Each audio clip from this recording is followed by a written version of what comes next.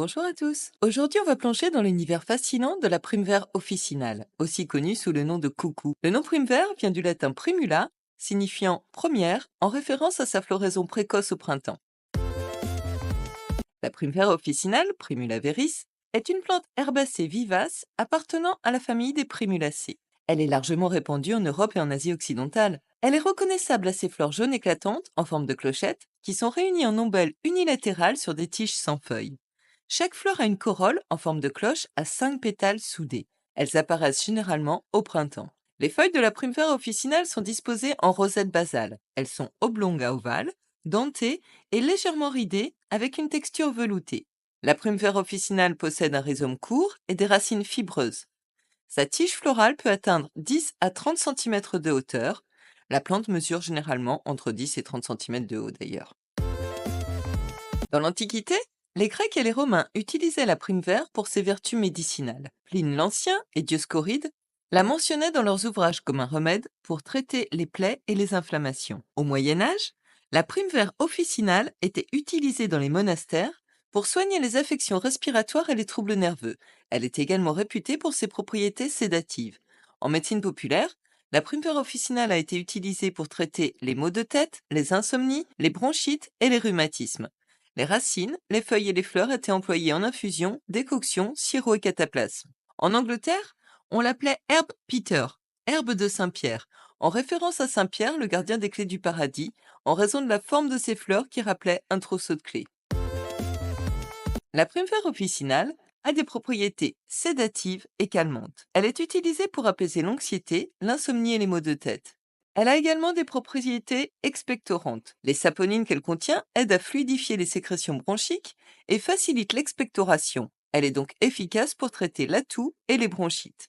La primevère officinale est également diurétique. Les infusions de racines de primevère officinale stimulent l'élimination des toxines par les voies urinaires et aident ainsi à traiter les problèmes de rétention d'eau. Enfin, la primevère officinale est anti-inflammatoire. Elle peut être utilisée pour soulager les douleurs articulaires et les inflammations, notamment des voies respiratoires.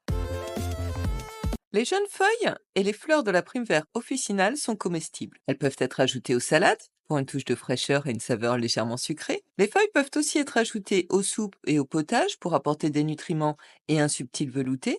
Mais les fleurs sont parfaites, elles, pour décorer les desserts et les plats. Elles illuminent les salades et on peut également en faire des recettes comme des gelées, des sirops, des infusions et même des vins floraux. Personnellement, la gelée de coucou est ma gelée sauvage préférée. Mais elle représente un travail colossal car il faut sortir chaque fleur de son calice et il en faut une quantité incroyable car les fleurs sont très très légères. Les fleurs séchées peuvent aussi être utilisées pour préparer des tisanes apaisantes.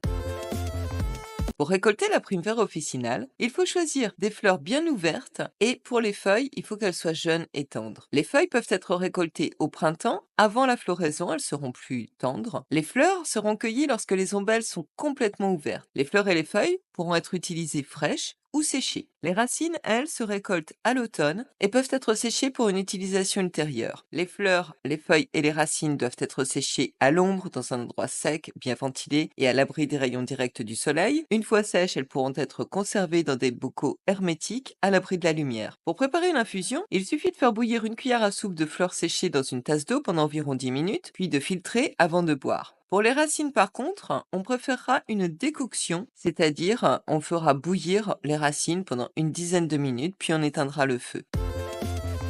La primevère officinale peut aussi être utilisée en cosmétique naturel pour ses propriétés adoucissantes et hydratantes. Ces extraits sont parfois intégrés dans les lotions et les crèmes pour le soin des peaux sensibles. La primevère officinale est également utilisée en aromathérapie pour ses effets calmants et relaxants, mais l'huile essentielle de primevère officinale est rare et très difficile à trouver. En teinture naturelle, les fleurs de primevère officinale sont utilisées pour teindre les tissus en jaune pâle. Au jardin, le coucou attire les pollinisateurs comme les abeilles et donc favorise la biodiversité. Et aussi, on la cultive souvent pour ses fleurs ornementales. Dans le langage des fleurs, enfin, la primevère symbolise la jeunesse et le renouveau.